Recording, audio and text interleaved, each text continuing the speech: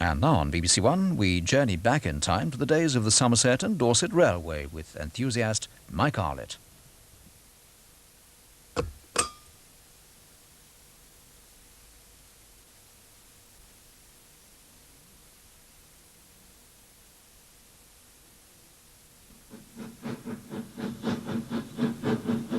For me, this is not only a journey into the past, but also the opportunity to pay tribute to a friend, Ivo Peters, whose name is synonymous with the old Somerset and Dorset Joint Railway. Much of Ivo's filming and photography was undertaken on the northern section of the line, between Bath and Midsummer Norton, and on over the rugged Mendip Hills to Shepton Mallet and to Evercreech Junction.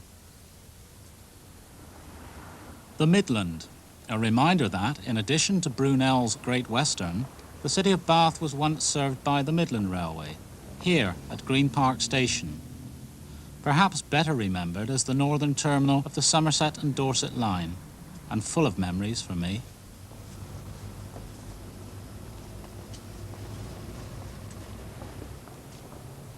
I used to stand here, willing enginemen to invite me onto the footplate. Little did I then imagine that the passage of 30 years would, in turn, witness closure, dereliction, and now the superb restoration of the station, albeit to serve primarily as a car park to an adjacent superstore. Today, if we wish to travel over the Mendips to Evercreech Junction, it must be by car. And here, where steam once ruled, the surroundings now echo to the sounds of other motive power.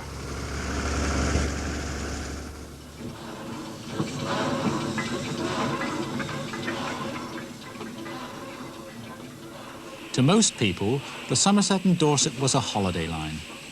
The majority of heavily loaded through trains, running only on summer Saturdays, required the combined power of two locomotives. Such were the gradients over the Mendip Hills.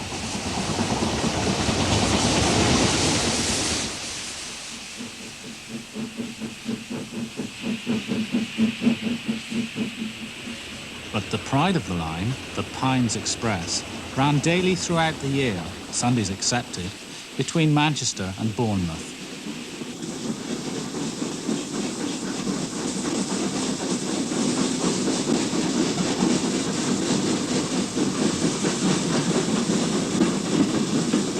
It was at the Midland station that Ivo took his first railway photograph in 1925. Today, close to the spot where trains departed, is an aptly named road.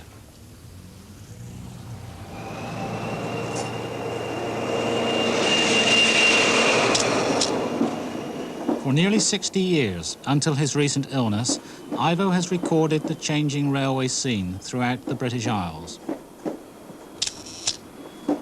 But it is no secret that his favourite line was the Somerset and Dorset, with its close-knit family of dedicated railwaymen, for whose skills Ivo had the highest regard.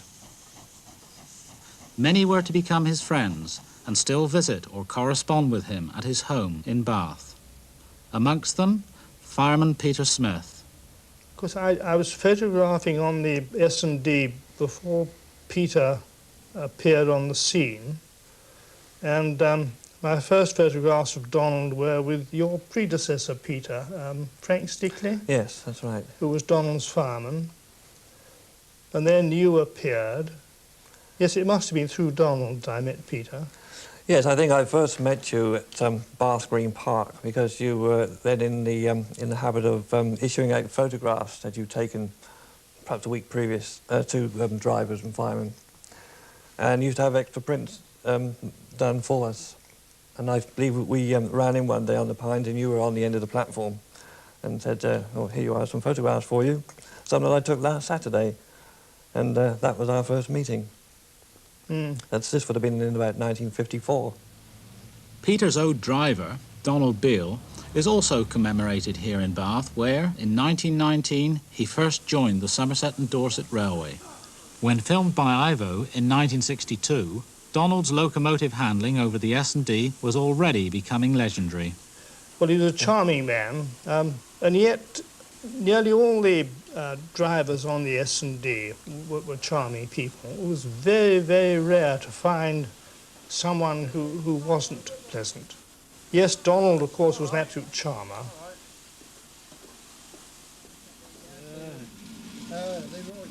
22 years later, Donald, now a youthful 83, is back amongst old friends.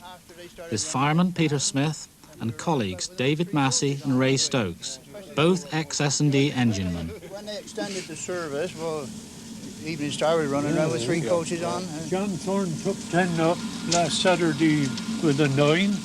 And frightened him how easy she took the bank. He couldn't understand it. Yeah, I can understand it. He looked back to see if whether he dropped a couple off somewhere. But, oh no, they're no engine for the S&D. They were. Yes. Only thing wrong with it, he came too late, didn't he? That's the trouble. We did that with them years before. That's right, and they would have saved the Somerset and Dorset. That's right. Yeah. At Cranmore, Donald and Peter are reunited with another old friend, loco number 92203, on which Donald first taught Peter to drive. The engine is now restored to working order here on David Shepherd's East Somerset Railway. Having an oil up there, Dom? Just doing a little bit, Pete. Taking a few quarts back here and there? Yeah, I've done that one.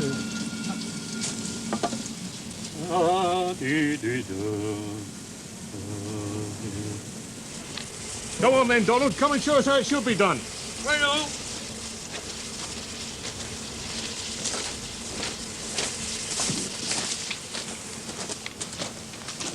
Come up. Go on then, Peter. Go on, Donald. Here You we know go. all the way around, don't you? Uh-huh. There you are, mate. That's your seat. Lovely. Okay. Think you can find your way about Yes. with a bit of luck. Come on. That's it. Forgotten what a long way up it was, Peter. Welcome aboard. Thanks very much. Hello, Donald. All right? Yeah, thanks, Mike. How are you? Not too bad. What's it like to be back in the old driving seat again, Oh, then? fine. Eh? Fine. Quite like old times.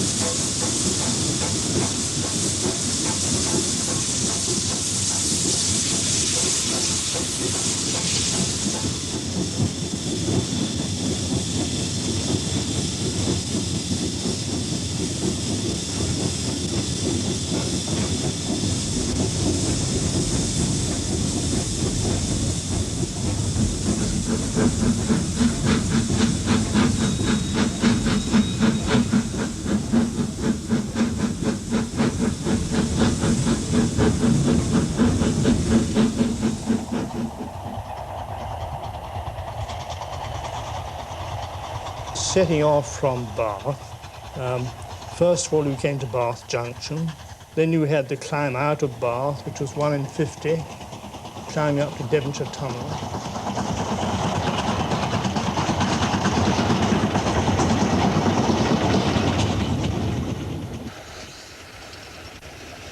Anyway, you came out of Devonshire Tunnel into Lincoln Vale. That was a very beautiful spot. You were still climbing at 1 in 50, and you came up into a little wooded section at the end.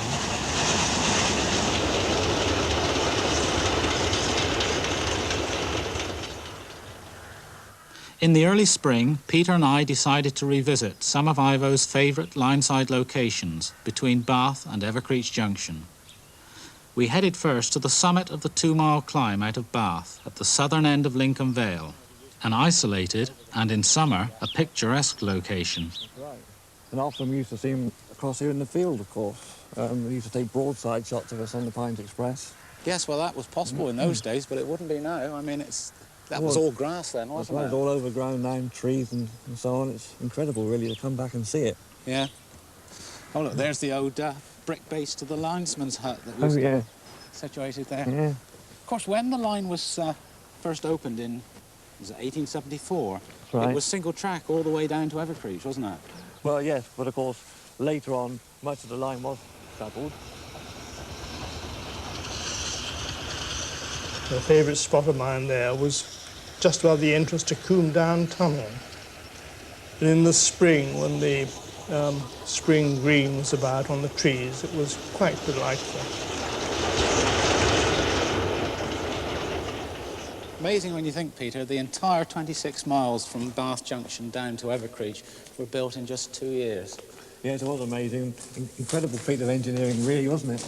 Well, Peter, here we are at Combe Down Tunnel. I don't suppose you used to want to hang around in here too long?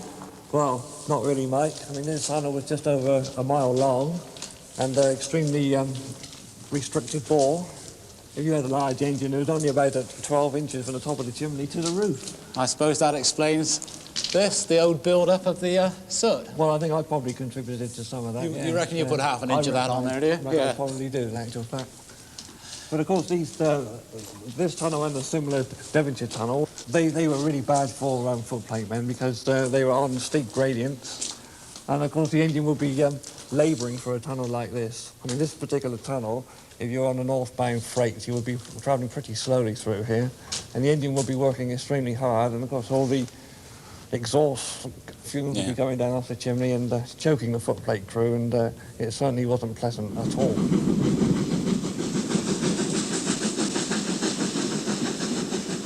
So you swept down through Combe Down Tunnel and you popped out the other end into Horsecombe Vale, which was, superb scenery, absolutely magnificent. And the gradient increased to 1 in 55 down, and you swept down over Tucking Mill Viaduct, and then on down past the grounds of Midford Castle, and then you came to the little Midford station, all single line.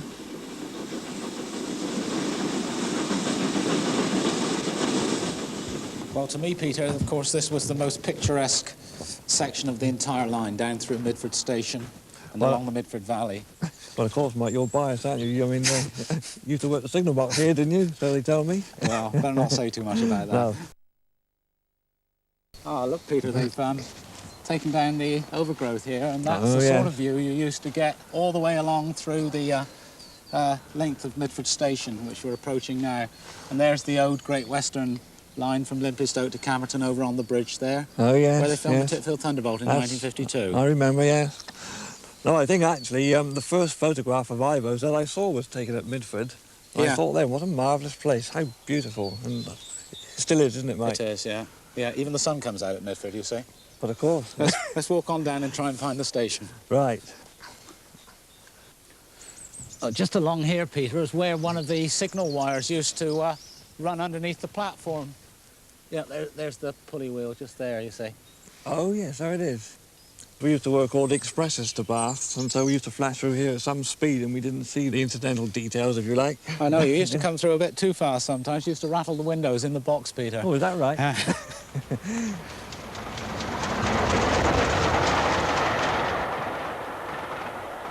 Midford box, it was quite magnificent. It was always absolutely spotless. There'd never be a trace of dirt anywhere.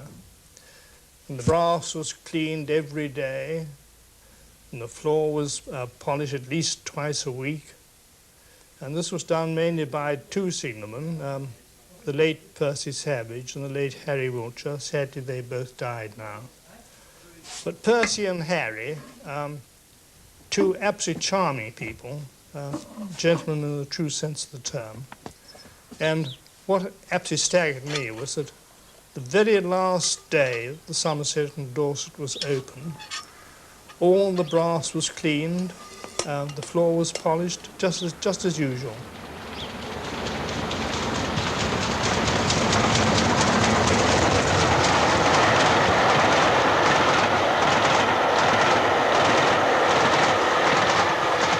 It's so sad, Peter, to see all this desolation of something that you would have thought would have gone on forever. Indeed. Let's have a look at this picture I've brought along of Ivo's. Now, we're stood in exactly the same spot that he took this picture back in the 50s.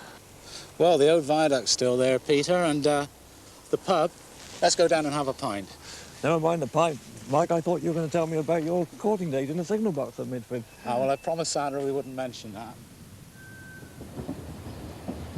Sadly, not a foot of track remains between Bath and Evercreech, but the Somerset and Dorset Railway Trust found a home and established a museum here at Washford on the West Somerset Railway. One exhibit in particular recaptures for me the atmosphere of the old line. It's the creation of Peter Cattermole. Midford box. This brings back special memories for me, Peter.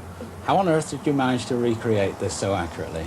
Well, it's thanks to Ivo and his marvellous photographs, because from those we've collected together all this stuff here and recreated the interior of the old Midford box, right down to the lever plates and the lever descriptions. Are any of these from Midford box? There's just one item from the old Midford box, and all the rest has come from Southampton and from British Rail elsewhere. And what's the one item?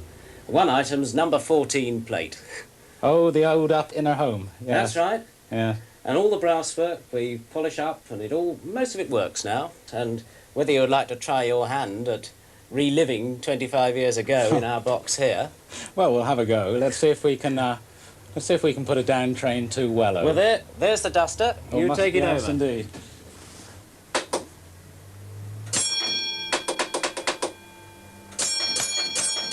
Train on for Wellow then, Mike.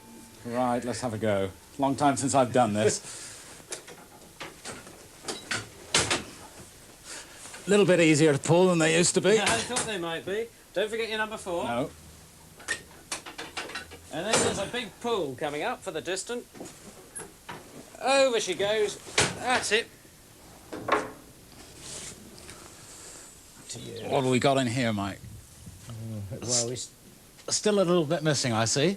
yes, but it's not that far away. Another of the Trust's more ambitious projects, led by Mike Palmer, is the restoration to full working order of S&D Class 7F, number 53808. When Ivo filmed the same engine at Bath in the early 60s, she was nearing the end of 39 years' service on the S&D, during which period Ivo must have photographed her on countless occasions. A number of railmen have a great collection of photographs thanks to Ivo, and it's certainly a collection, in my case, is something which I shall always treasure.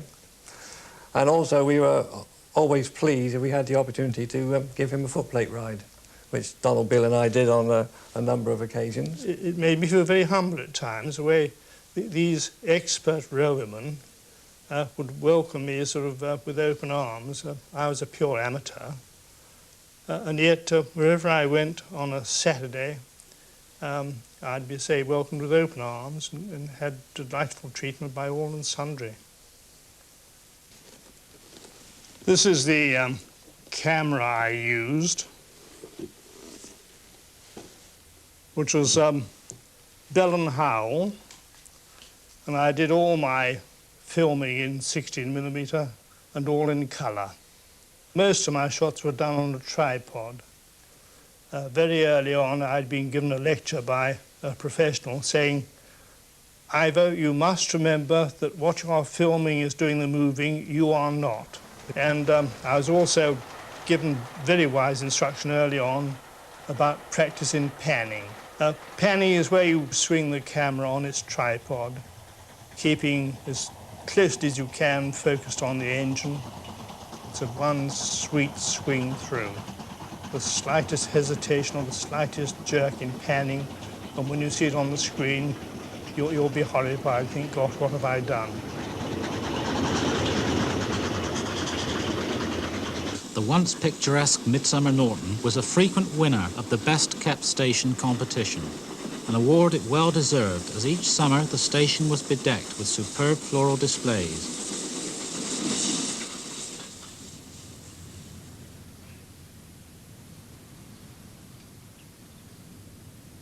Following years of dereliction, the buildings and the gardens are now to be restored by the Avon Training Agency. After climbing a further 2 miles, the line passed through a short tunnel close to the village of Chilcompton. This was another of Ivo's favourite locations. And of course on heavy terrain you'll be really pounding away here. This was a steady 153 gradient heading towards Malmesbury at this point, and on heavy terrain you'll be really into them. Yeah. There'll be a lovely sound coming out of the exhaust.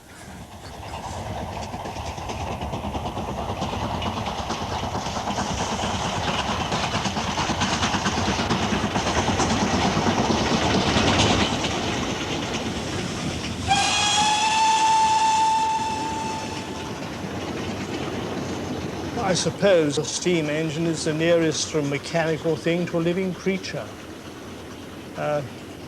It behaved almost like a living creature. It responded to human treatment.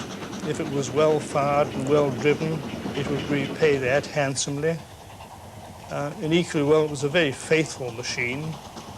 And of course, the overall effect of a steam locomotive climbing hard uphill, you had this sort of the exhaust being poured out the chimney, and the sound was tremendous. Just 2 miles short of the summit of the railway at Masbury, the line passed through Binniger. Here Peter and I met up with another old friend, Norman Down, who was station master here and today still lives in the old station house. It's very sad to see it like this, I must say. I just can hardly recognise the place. Well, it used to be such a busy place, didn't it? And now you're living here, Norman, more or less in isolation. Yes, we don't get the pines through in the morning like we used to, with Don giving the familiar wave as he went by. Not much of it left now. Very little now, Mike. Signal box used to be here. Yeah. The waiting room. The station buildings, of course, were on this side, with the waiting rooms and porter's room. And how did it feel when you saw it all being razed to the ground? Because you'd been here, what, 20 odd years? Yes, yes. We felt then that it was a sad day to see it bulldozed down the way they did. The station itself would have made, in my opinion, an ideal bungalow for someone. Yeah. So. Of course, once a year, Norman, you used to get a special delivery by train, courtesy of Ivo, I believe. Oh yes, Ivo. He was very kind in always sending his album photographs to all stations. It used to arrive by train so that all the staff could go through it, and in due course we'd notify the next station that would be on the way to them. And that way it would go all the way down the line, right would it? Through the line. Yeah. This was a very nice gesture on Ivo's part. Of course, Norman, you were active, weren't you, in trying to prevent the closure of the line? Well, they were better times, Peter. We didn't like it. We didn't like their methods, and traffic being deliberately taken away from us to make the picture look really bad. Yeah. Census of passengers taken when school children were on holiday to make the numbers lower, that sort of thing. It was a bad way of doing it. In happier days, Ivo, in his faithful Bentley, would often chase a train, managing to photograph it at several locations on the long climb to Masbury summit. Oh, one had great fun chasing trains and seeing how many times you could photograph the train between, should we say, points A and B. And more often than not, the crews on the locomotives were fully aware of what you were doing. And they would more or less say, right, we'll jolly well see we get to Masbury summit before Ivo does.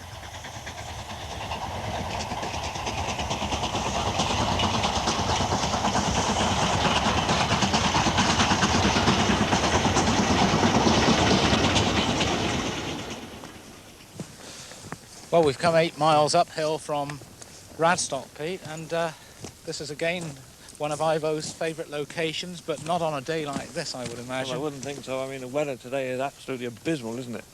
Well, we're over the top now. Downhill all the way now, is it, to Evercreech, apart from one little short stretch? Yeah, it's just a short stretch through Shepton Mallet, but virtually all downhill. Here, at last, on the downhill section south of Masbury, the train crew could afford to relax and on sunny summer days enjoy the delights of the rolling Mendip countryside.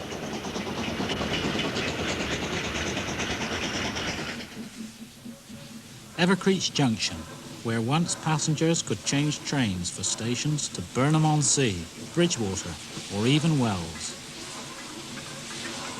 The engines which hauled the heavy freight traffic over the Mendips were turned here at Evercreech, prior to setting off back to Bath. Here too, Peter and I decided to turn back, but not before saying farewell to Ray Stokes. This is the end of the line for us then, Peter? That's right, Mike. But of course, this is only the first 26 miles of the line, and if we were on the Pines Express now, there's another 46 miles to go yet to Bournemouth. And then, of course, you had the branch up to Highbridge and Burnham. That's right, that branch off to the left. It's about half a mile from here. And that's where you we came in from Temple Coombe. That's right. I suppose you still think about the old line, Ray, do you? Oh, very often, yes. God, you can't forget it even. But when you come to look at it, places like this is the first time I've been in here now since we retired, since we closed. And you just can't imagine what it was like now. You forget all about it. I mean, they've altered it all. It's impossible now to think what the line used to be like. The only thing is you've got your memories and you can remember it as it was.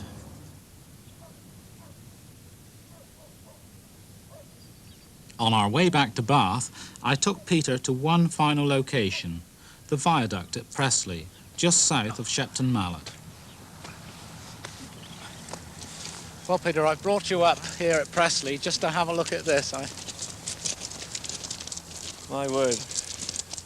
Really is the end of the line. It is, isn't it? Yeah. Incredible. That's just how it must have looked before they built the railway. I suppose in 1872 they must have started building this. Yeah. Amazing, isn't it? Very, very sad. I started filming the Eston in 1958, and I didn't appreciate what I was doing. Really. I did it because I loved the S&D, and I thought, what fun to be filming it. But at no time, whilst I was filming the S&D, did I think, well, this is going to be unique in some years to come. That never crossed my mind.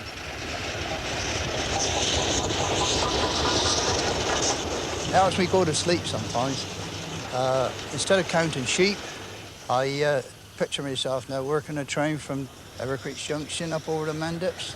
I try to visualise everything, every little detail, you know. Perhaps as you got by the goods yard, we used to see the shunters come out and they'd have waved to us and that. And I try to visualise all that in every signal. And by doing that, I don't think I've got past Shepton Mallet yet.